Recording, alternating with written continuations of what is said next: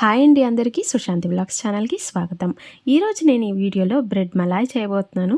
ఇంటికి ఎవరైనా చుట్టాలు వచ్చినా ఫాస్ట్గా చేసి వచ్చిన రెసిపీ అనమాట. ఇంకెందుకు ఆలస్యం నేర్చేసుకుందాం. ముందుగా అయితే ఇలా 1 పౌండ్ బ్రెడ్ అయితే తెచ్చుకోండి. ఇలా బ్రెడ్ తెచ్చుకున్నాక ఆ సైడ్స్ అనేది మనకు అవసరం లేదు కాబట్టి అది మనము కట్ చేసి ఇలా తీసేయచ్చు అనమాట. ఈ బ్రెడ్ మలాయ్కి అవసరం లేదు. సో ఇలా ఒక బ్రెడ్ మీరు తీసుకున్నారనుకోండి, సో అన్నీ ఈక్వల్గా ఉందా లేదా మీరు చెక్ చేసుకొని తర్వాత ఇలా సైడ్స్ అనేది మనం కట్ చేసేయాలి. ఈ సైడ్స్ అనేది మనకు అంటే ఈ రెసిపీకి అవసరం లేదు. సో అందుకే ఇలా సైడ్స్ అనేది తీసేస్తున్నాను. సో ఇలా తీసేసిన తర్వాత చూడండి ఇలా ఉంది కదా. సో వీటిని మీకు ఏ షేప్లో కావాలంటే ఆ షేప్లో మీరు కట్ చేసుకోవచ్చు. ప్రజెంట్ అయితే ఇక్కడ నేను స్క్వేర్ షేప్లో కట్ చేస్తున్నాను. ఇలా మీరు కట్ చేసిన తర్వాత కూడా అన్నీ ఈక్వల్గా రావాలి. అంటే ఇందులో అక్కడక్కడ విరిగిపోయినది కాబట్టి నేను ఇంకోటి కట్ చేసి చూపిస్తాను చూడండి. ఇలా ఈక్వల్గా వచ్చేస్తే సరిపోతుందన్నమాట. ఇక్కడైతే నేను నెక్స్ట్ ట్రయాంగిల్గా కూడా కట్ చేశాను. సో మీకు ఏ షేప్ కావాలంటే ఆ షేప్ కట్ చేసుకోవచ్చండి. ఇలా ట్రయాంగిల్గా కట్ చేసినా కూడా సైడ్స్ అనేది బ్రెడ్లో తీసేయాలి. ఇది ఎలా కట్ చేస్తారంటే ఒక బ్రెడ్ని సైడ్స్ తీసేసిన తర్వాత ఈ మధ్యన డయాగ్నల్ షేప్గా కట్ చేయాలి. ఇలా డయాగ్నల్ షేప్గా మీరు కట్ చేస్తే కనుక మీకు ట్రయాంగిల్ షేప్ అనేది వచ్చేస్తుంది. చూసారు కదా. ఎస్, ఇంతేనండి, చాలా ఈజీ కటింగ్ ప్రాసెస్ కూడా. ఇప్పుడు నేను చూస్తున్నారు కదా ఈక్వల్గా అంటే ఒకటి స్క్వేర్ షేప్గా కట్ చేసుకున్నాను, ఇంకోటి ఇలా ట్రయాంగిల్ షేప్గా కూడా కట్ చేసుకున్నాను. చాలా అంటే చాలా ఈజీ అనమాట ఈ రెసిపీ. అప్పటికప్పుడే మేము చేసేయచ్చు.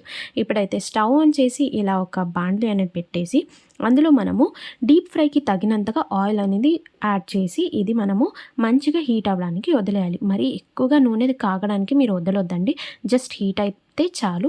మనం ఈ బ్రెడ్ పీసెస్ ఇప్పుడు కట్ చేసాం కదా వాటిని వేసేసి మంచి గోల్డెన్ బ్రౌన్ కలర్ వచ్చేంత వరకు మంచిగా మనం వేపుకోవాలి. ఇది కూడా ఎక్కువగా టైం టేకింగ్ అయితే అస్సలు కాదనమాట. సో ఇప్పుడు నేను స్క్వేర్ షేప్ వేసాను కదా, ఇప్పుడు ట్రయాంగిల్ షేప్ని కూడా వేసేస్తున్నాను. చూడండి సౌండ్స్ టంగ్ టంగ్ అని వస్తుంది కదా, అలా సౌండ్స్ వచ్చేస్తే సరిపోతుంది. ఇప్పుడైతే మనం షుగర్ సిరప్ అయితే రెడీ చేసేద్దాం. దానికి ఇప్పుడు స్టవ్ ఆన్ చేసి ఒక బాండ్లీ అనేది పెట్టేసి 1 కప్ అయితే నేను చక్కెర యాడ్ చేశాను అనమాట. ఇదేంటి నల్లగా ఉంది, అది రాళ్ళు అనుకోవద్దు. అది నేను ఒక బాక్స్లో పెట్టినప్పుడు ఎప్పుడైనా నేను యాలకుల పొడిని కూడా యాడ్ చేస్తాను అనమాట చక్కెరలో. సో ఇక్కడైతే 1 కప్పు చక్కెరకి 1/2 కప్ అంతగా నీళ్లు యాడ్ చేసి ఇక్కడ నేను కరిగిస్తున్నాను అనమాట.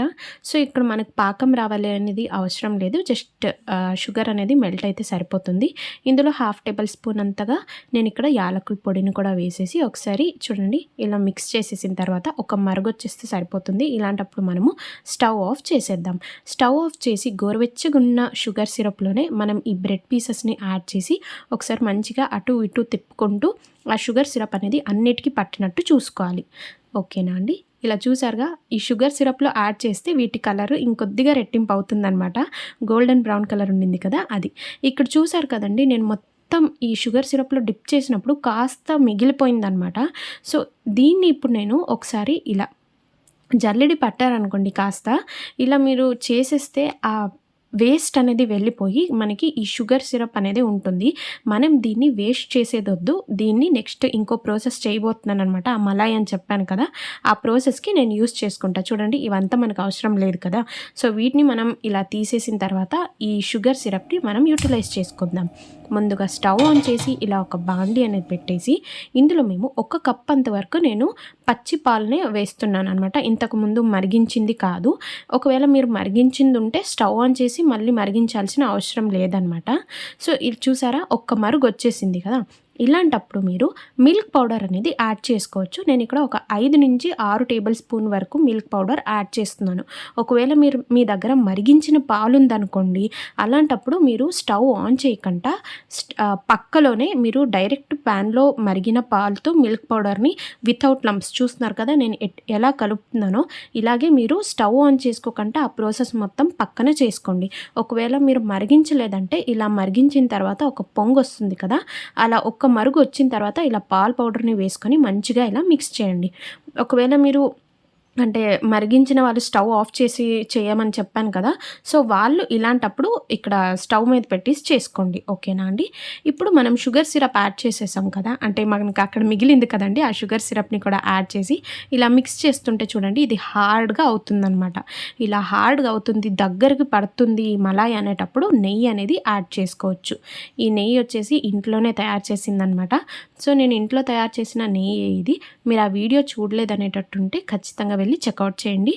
నేను ఎండ్ స్క్రీన్లో ఇచ్చుంటాను, అలాగే డిస్క్రిప్షన్లో కూడా ఇచ్చుంటాను. ఓకేనా అండి. ఇలాంటప్పుడు చూడండి ఎంత బాగుందో కదా. ఈ మలాయ్ అనేది హార్డ్ అయిపోతూ ఉంటుంది. ఇలాంటప్పుడు మనం స్టవ్ ఆఫ్ అయితే చేసేసుకోవాలన్నమాట. స్టవ్ ఆఫ్ చేసి ఒక ప్లేట్లో ఇలా షిఫ్ట్ చేస్తుంటే అది చూసారా ఎంత థిక్నెస్గా ఉందో. ఈ మలాయ్ అనేది అలా వెళ్తూ వెళ్తూ చాలా హార్డ్ అవుతుందన్నమాట. సో వీటిని నేను ఈ బ్రెడ్ పీసెస్ మధ్యన ఇలా పెట్టేసి దీన్ని శాండ్విచ్లా చేశాను. ఇది చాలానే టేస్ట్ బాగుంటుందండి. నేను చెప్పినట్టు కాదు కానీ మీరు ఒక్కసారి చేసి తింటే పిల్లలు కూడా చాలా బాగానే తింటారు. పిల్లలే కాదండి, మీకు కూడా చాలా బాగా నచ్చుతుందనమాట. అంత టేస్ట్‌గా ఉంటుంది ఇది. సో చూసారుగా, నాకైతే చాలా బాగా నచ్చేసిందనమాట. ఇంత మంచి రెసిపీ నేర్పించినందుకు ఒక్క లైక్, షేర్, సబ్స్క్రైబ్ చేయొచ్చు కదా అండి. ప్లీజ్ అండి. ఓకేనండి. Take care. Bye bye.